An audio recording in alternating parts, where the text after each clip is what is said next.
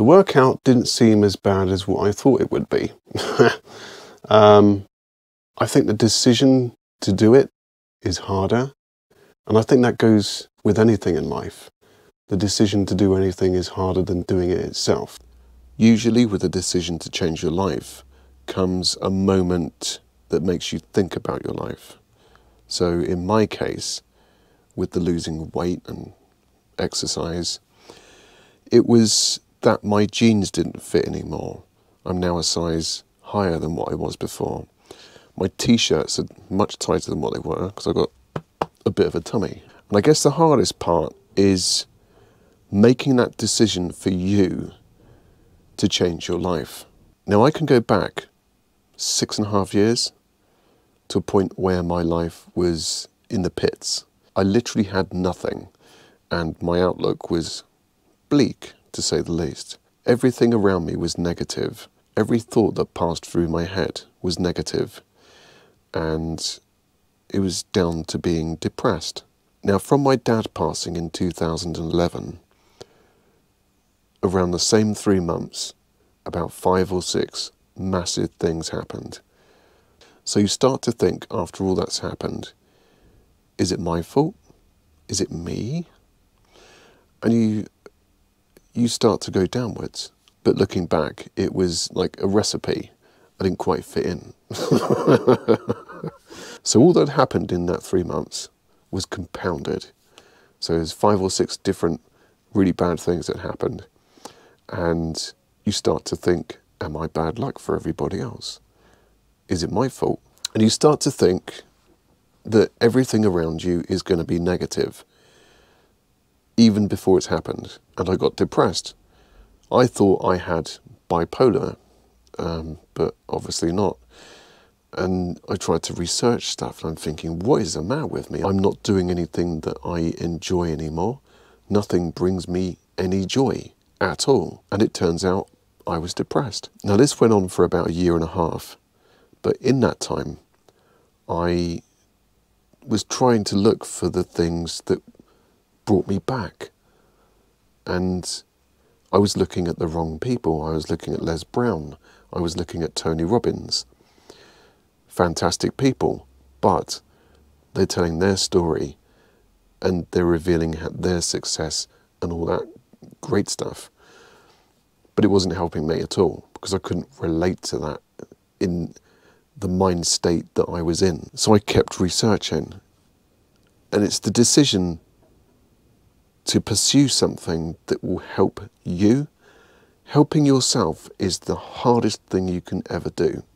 And again, we're back to the losing weight. Again, it's a hard thing to do. So from listening to Les Brown and Tony Robbins, got some great information, good positivity, but it wasn't helping. And it wasn't until I saw a video of a news anchor that had an anxiety attack on live TV.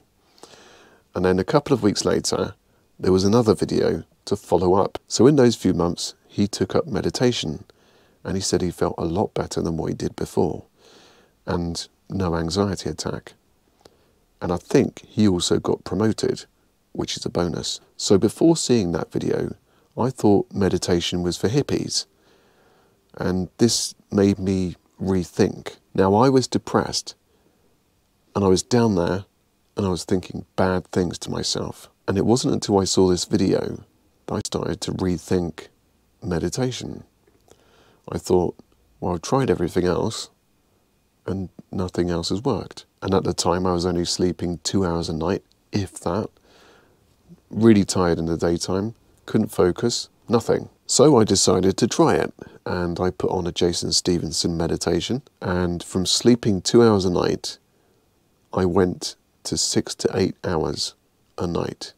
And the first meditation I listened to, I slept from 9 o'clock in the evening until 7 o'clock in the morning. When I woke up, I felt the best I'd ever felt. And that continued. I think by taking my mind somewhere else, it gave me a break from the routine of feeling depressed, the routine of everyday life. And now I think completely differently than I did 10 years ago. And I guess the point I'm trying to make is from making that decision to change my life, I improved my life. Don't listen to the negative thoughts in your head. If you feel that there's a change that you need to implement, and you feel it here or here, go after it. I've made a routine of going for a walk, and I'm a bit late, so here we go.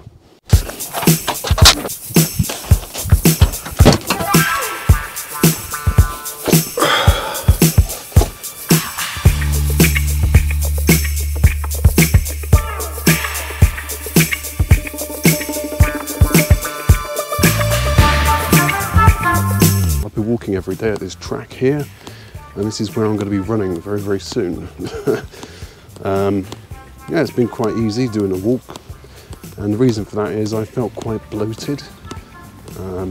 So I've let the apples and all the fruit I've been eating sink in. It hasn't been such a shock as what I thought it would be, so I would consider this week a success. So I've really got into fruit. I've had probably 6 apples since we last spoke, and some strawberries, some pears. What's going on? Quite a departure from chocolate. I haven't even touched chocolate since we last spoke. Yeah, I've been walking this track every single day and trying to get myself a bit more primed, and I feel a lot better. I feel a little bit lighter, to say the least. I almost forgot the Q&A. I did ask you on Instagram, Twitter, and on the community tab your questions for me to answer, and here they are. Okay, so this question is from Brian Downey. How long should I meditate for, and when is the best time to do it? I'd probably say either first thing in the morning or last thing at night. Okay, second question from Brian. Where should I meditate? In the same place at the same time, or do I change it up? I don't feel it matters, but on a familiarity and safe place note, I would say the same place. Okay, question 3 from Brian. Will my body eventually get used to meditation and my problems will all go away? Problems are dealt with in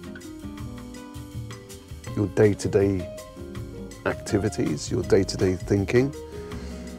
Meditation takes time to take effect. Okay, this question's from Judith Donnelly. What do you do that makes you happy when you have any free time, that is? I go swimming.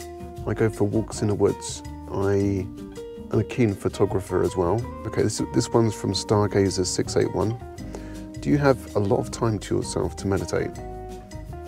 Not really. But the interesting thing is, I've got an Apple Watch, and my heartbeat slows down when I'm writing meditations. But I do meditate at least 20 minutes a day. And I think that answers Brian Gary's question as well. It's the same question. Tracy Cooper asks, what made you decide you wanted to do meditation videos on YouTube? I think the answer to that question is I would feel very selfish in keeping the knowledge that I've gained in getting out of depression and all the other stuff to myself. And I feel kind of duty bound to help others. And I kind of like stumbled onto doing meditations. Okay. 123 Smile from Instagram asks, what do you think of the American accent? I'm American, by the way. I absolutely love it because it's not as harsh as the British accent. So when you do an American accent, it's very smooth. It transitions into the next word really easily. And now some of you are going to ask me to do a meditation in an American accent. Can you Adam believe it? It's raining. Anyway, that's the end of this vlog, and next week I'll be running. So have a great week, and I'll catch you next week. Bye.